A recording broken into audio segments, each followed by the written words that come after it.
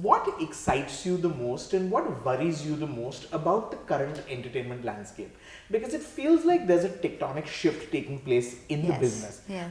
It feels like things have changed. I think that OTT has come and sort of changed the rules of the game. Yes. But also what's happening within the film industry. I mean, what a year you've had just as a film producer. You've had Dreamgirl most recently, which is really this massive surprise hit. With Jabariya and with Judgmental, maybe lesser successes, but what a mixed bag of a year. And then you've got the OTTs, you've got your shows which are doing, you're also able to kind of create very different kind of shows. And I'm told Alt Balaji is one of the most popular platforms. So there's so much happening on the digital medium. Alt has done pretty well for itself, and the fact that it's got so many subscribers makes me humbled more than anything else, because we have no movies. We have very few movies. Correct. We don't have any international library. Right. And we it's the shows mostly. It's all originals, and we don't even have a running television library that can be put as catch up television. Correct. It's like put all of Friends on it or whatever. Yeah, or even Indian television. Right. I don't have any of my TV IP. Right. So for it to work was like hitting against a wall, and I felt great because I felt like a newcomer all over. You started from scratch, pretty much. Yeah, absolutely. But what's interesting is that it's giving birth to such fresh ideas, because we have had these mediums which have been pulled down by the commerce of it, and we can't support individuality because our distribution networks are so strong, and they depend on getting mass numbers. Correct, your mass produced content. So be it TV or be it films, and with digital you don't have to get a huge community. You get a small community, and that community is liking your content, and you can make that content. So yeah, it's a great time for storytellers. Right. But Ekta, what's fascinating is that you're actually working in all three mediums. You're still producing television for the big networks. Yes. You're now creating these original shows for Alt Balaji, or they're going on other apps, as the new ones are. They're going on Z5 and Alt Balaji, and you're making the movies. How do you decide? I would imagine with films it's a clear. I mean, when a script comes along, it's a film script. But when a show idea comes, how are you deciding between television, between what goes on the app? Is there a specific kind of show, kind of content or kind of story that merits the See, with TV, it's very clearly one size fits all. You have to be very clear that you're going into people's homes. It's mass content. It's content that's going into families. We all have I actually believe Indians have three faces. The friends face, the family face, and the solo face. Correct. So when we're alone, we watch very different content. When we're with our families, we are busy trying to be perfect. Beti ke samne ye nahi dekh sakte, daddy ke samne ye nahi dekh sakte. And when we're with our friends, we are actually watching communal viewing, which is movies. So each content decides its own medium, and that's easy for us to decide, because you know that I can't put really sexual content on television, even though I can't even put even if I want to make a crime drama or like a Mirzapur or Ranaparan, I can't put it on TV because the men will say, "Arey, there's too much violence. Can't watch with my mother. I'd rather watch it alone." So if I want to put out an affair, I can't put it out because so many women told me we'd like to watch it, but our husband's judging us. So there's so much so the mediums get decided by the content itself. Right. Is there one medium that excites you more than the others? Is it the original shows that you're creating for I think OTT because it's newer OTT and it's shiny? really, OTT really works for me because you see, I have been constantly branded for the content I've made on television. Correct. And people expect me to be a certain kind of person, and I love it. I have no problems. I think I'm pretty inclusive as a human being. I think I enjoy and I'm proud of the work I do on television, because for masses, television is escapism. Art has different meaning for different people. For some it's realism, for some it's escapism, and you have to accept that. For a person who's had a really tough day, he wants to come and have a suspension of reality. And I'm really proud of that. Films get dictated by actors, by the commerce of it, and that's also great. But the OTT space has actually given birth for a person like me the chance to say, like the Nanavati case. How would I ever cast it? It had to have an ensemble cast. It was probably the most misrepresented case ever. We've always had in Raste Pyar Ke showed, Rustom showed. I mean, in 2017 we can't show that it's a man's honor when he shoots his wife's boyfriend. It's her choice. Right. It might be an ethical issue. It can't be a crime, and it's not even an ethical issue. If someone cheats on you, you walk away. You have no right to kill someone. Did you feel that there was more to say? Is that why you decided? Oh, that yeah. Despite the fact that there has been this film, he won the Akshay won the national award for that film. So we know it's a widely Akshay's watched great. film. Correct. Akshay's No. great. I'm saying it's a widely watched film, and you still, because I think a lot of people were just surprised. Do we need another show? So I actually believe Akshay did something very amazing in the film. He made it about national issues, and he got the names removed, because he also must have realized that in 2017 you cannot make a case like this. I mean, the property law, I mean, women who were subjected to being criminalized because they cheated on their husbands, that law got removed in 2017. Right. And that's the same year this movie came. I mean, you really can't think that it's a man's honor to kill another man because his wife chose to sleep with that man. It is her choice. Choice being the operative word. Right. I mean, we don't even know today the difference between sex and sexual crime. Even in marriage, if you are having non-consensual sex, it's a crime. Correct. You know, yes, so like, yes. Yeah, so I mean, I really felt very strongly about this case. It was about the Sindhis, the Parsis, old money. Correct. People who felt in a lot of things today that, you know, so many things are expected to be ours, and the Sindhis came with new money and flaunted it. Correct. And what they called the new Varishas. It was about them versus the old money. It was about women having a narrative that was being crushed. Correct. Because suddenly it was, all men felt very strongly that what if this happens to us? Let's teach the women a lesson. So I just felt this was so much more than just the case. Right. It had political repercussions. I even have a whole track running simultaneously of the film industry at that time. And we have how women had to pander to a lot of male egos, you know. So I feel the whole case itself became sort of had an impact and had on society, and the jury was removed because the jury actually supported, which actually shows a mindset and how the narrative has changed today. So when you're able to do all these exciting things on OTT and in the original show space, do you feel like television is going to, has this sort of proved, you know, with sort of films, with cinema going in exciting new directions, with OTT going in exciting new directions, is television going to be left behind? Do you feel like that's the medium that's not at all somewhere going to stay what it is? So I actually feel when you're watching television, you don't want anything that is shocking. It's like it has to be very vanilla. Because you're watching it with your family, you're going into people's homes, and we don't even realize we're a 1.3 billion population. Right. I mean, whatever you may say, it's a trickle-down effect. Luckily today, television, most of the television shows deal with issues that are progressive.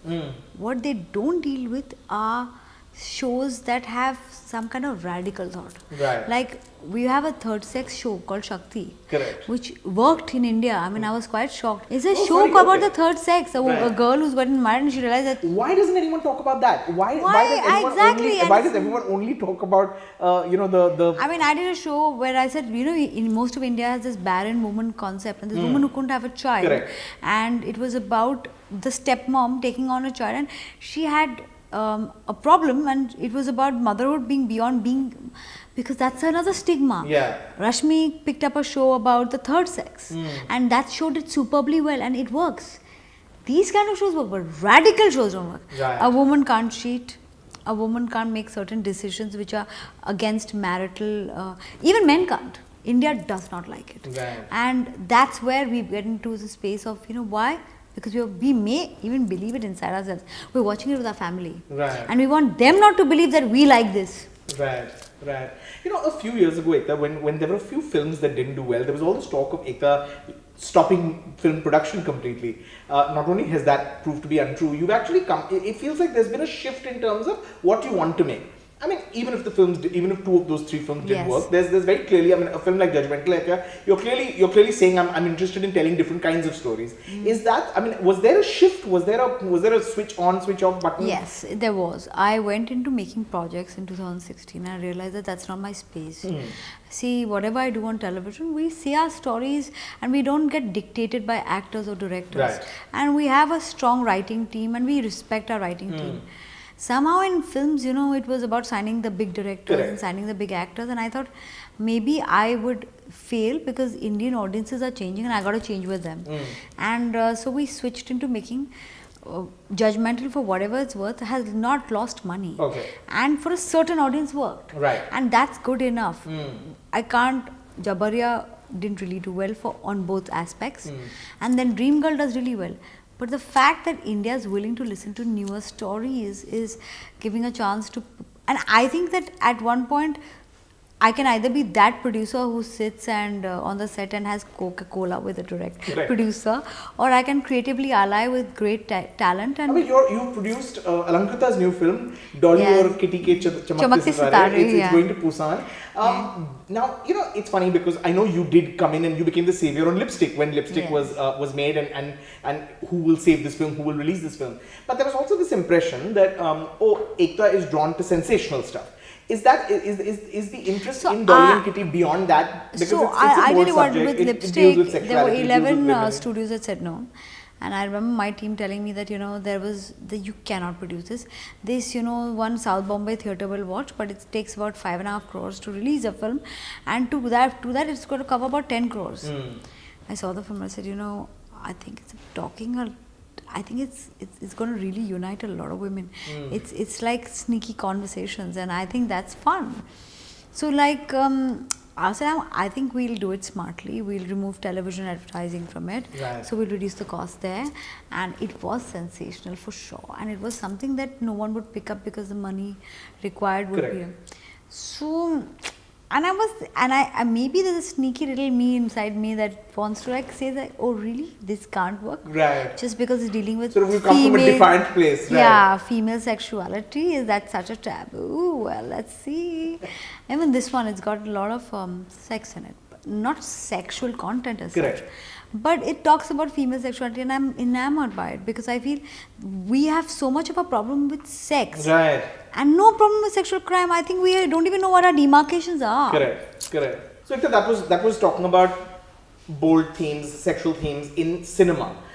There is a view that there's a lot of titillating shows also on the app. Absolutely, there are. I swear, there is a lot of titillating content. What's going to happen when they bring in regulations, when they bring in censorship, which is now looking like a real threat, isn't it?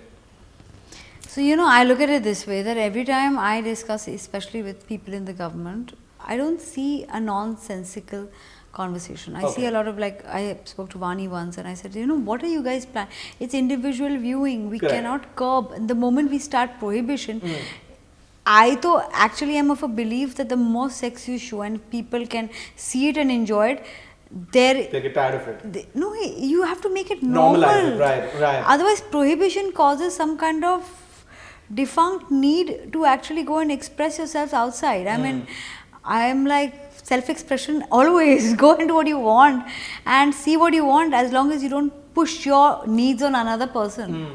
So, yeah, but you're optimistic about the censorship? I actually think that the censorship will have to have its own norms. If they bring censorship on the digital platforms, a lot of American content will be removed. And that will be a really sad story because I think the way, I love seeing Deuce. It gives me set in the porn industry of the 70s. I saw Boogie Nights and it gave me a whole new perspective. I actually make Dirty Picture after seeing Boogie Nights because I thought People versus Life Front, because it actually told me that there's a life out there and there are people who live like survivors. Then I read an article, of course, that spoke about Indian women who actually explored their sexuality and didn't look at themselves as victims but as survivors. What excites you the most about the medium today? Ekta, what do you feel like you're empowered to do today because the audience has changed, because because you have platforms like OTT? What does that allow you to do today, which you felt your hands were tied maybe a few years ago? So, like with movies, with both Lipstick and Dolly Kitty, we've explored female sexuality. On the digital platform, I could actually tell stories and narratives which were a little alternative and radical. For whatever it's worth, you can support imperfection. Right. I mean, that's such a big thing. You can be inclusive about people who have choices about, I mean, you can be liberated about same-sex choices. You can be liberated about a woman who wants to adopt sexuality and not feel ashamed of it. And you can adopt single parenting, like I've done in Mental Load, which is a show I've just going to launch next month, about being not the best mother ever with Karishma. And you know, there's so many conversations. You don't have to make 500 episodes of it. Correct. I'm not stuck to that the story has to work because I have invested enough that 500 episodes have to work. Right. I just have to do 10 episodes. And I don't have to say more. You know, you've also been, right from the start actually, someone who's believed in the writing process and empowered writers. Yes. Does that continue, and are they still the most important sort of element on a show? So for me, I think without a writer, I don't think I'd survive. Directors, of course, but like a Jaya Mishra or a Kanika Dhillon, or writers like these who have. Kanika, in fact, you I made made her into co-producer. Yes. on the next film she's writing. Chetan Bhagat, I'd done that earlier. You did that, yeah. And now in the next few months, most of my writers are turning co-producers, even creative producers who have, like, we have Shonda, we have Phoebe Wallace, and we have Aaron Sorkin. And in India, we don't have these brilliant writers out there getting their due, and I think it's time. Jaya Mishra has written 5 shows for me, and she's written Kama the book, and I think there are these smart women and men out there who tell fabulous stories. Some of them are even creative producers, and they just should get a little bit of equity or skin in the game, because they're the ones who behind the scenes do all the work. Right. You know, I'm listening to you talk and I'm thinking you're giving me all these amazing references. You're talking about Phoebe Waller-Bridge. You're talking about Euphoria, which you said is a show that you enjoyed. When you're exposed to all of that, and do you feel like, is there a sense that we're going to get there, or is there a sense of, man, why are we not there yet? So actually, I have been watching American television for the last 20 years. Right. So my friends, when they wanted to gift me something, they gave me a full box sets full of data and with a lot of American shows. I had actually a friend of mine who gave me 250 shows because he knew I was a couch potato and I watched everything. So I actually believe that the storytelling is far more tough in India because we are yet a one TV home. Right. With digital coming in, we actually always miss one technological beat. We missed the pager, we went to the mobile, straight from the landline. We missed the 2 TV homes and we missed the Showtimes and HBOs, and we jumped straight to Netflix. You know, so we've not had that evolution. Right. So it will take us some time, but luckily for those who find relief, they can see all American television now in India. As far as us go, we're getting a chance to tell stories to mass India also, which are different, and we're slowly exposing them. It's like when the multiplexes came, they came in 2000, but the real evolution of content happened only like 2012. So we have about 10 years to go. To catch up, but it's begun. Ekta, earlier this year, you had a baby through surrogacy. I want to ask you, has life changed since you became a mom? Does one, you know, do you find you're drawn to different things? Does one change? So you do. So I'm drawn like a lot more to imperfections because I've started accepting mine. I was told you have to be the perfect mother. You suddenly have to prioritize your child over yourself. So in Mom, I actually made a character that said, you know, ambition should not only be need-based. Like for women, it's expected that if you need to feed your family, then you're allowed to be ambitious.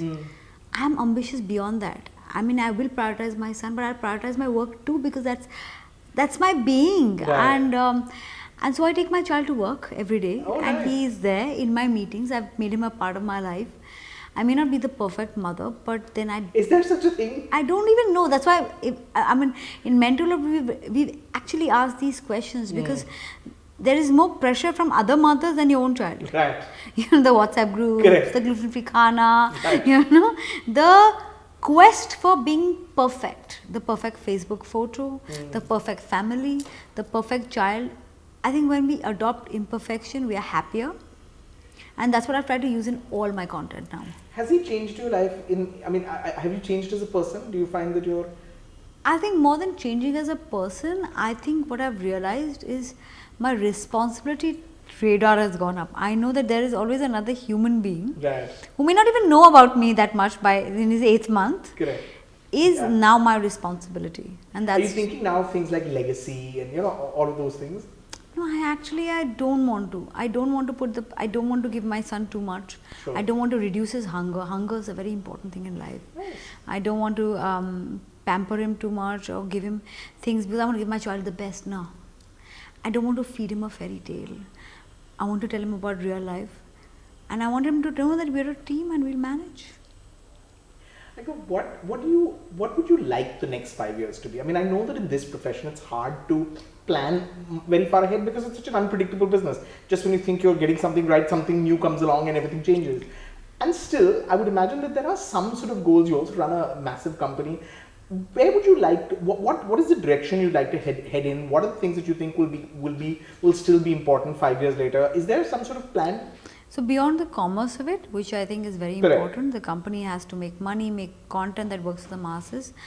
I want to be relevant. Right. It's very important to be relevant. Right. Times will change, people will change, mindsets will change, and you have to adapt and adopt.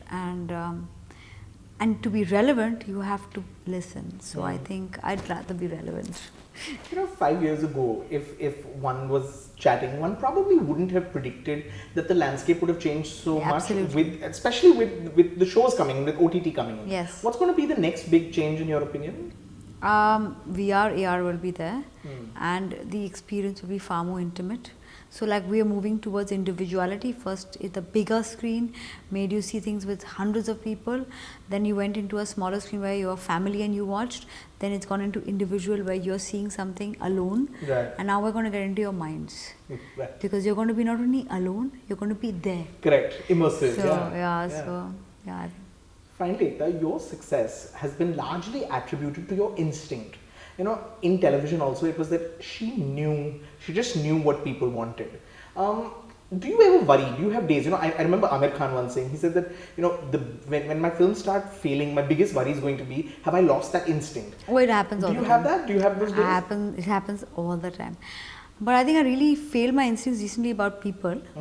Some people really shocked me with the backstabbing they've done. But your instinct actually tells you one thing. That inner voice you usually shut down, and you might, there are times when I've actually supported something and it's not worked and I felt I don't know my job anymore. But you just have to keep doing it. Right. I really think that the moment you get too attached to outcomes, the process loses its fun. Right. And at the end of the day, you should be having fun. Right. That's actually good words to live by. Yeah, you have to have fun, you have to enjoy it while it lasts. Because the process is all that's in your control, the outcome not. True. Thank you. Wise words to live by. Congratulations. Thank you so and much. all the best on the new show. And I'm really happy to be on your show, Rajeev, because I will see all of it. Yes, thank you. Thank you so much. Thank you.